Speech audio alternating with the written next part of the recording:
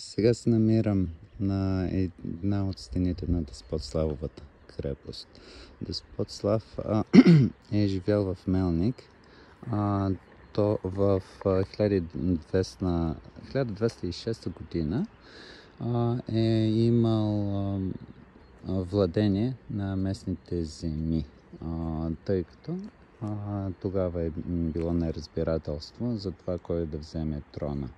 Така се получава, че когато има еднолична авторитарна управление и когато трябва да се сменят управниците, кой ще дойде следващия, там боречкали с се.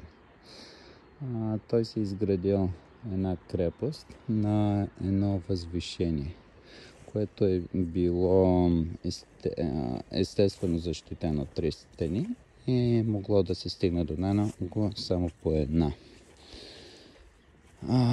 Но ето, че времето минава и от старите борби са останали само едни стени, които са по-вероятно са били ограбени и за камъните.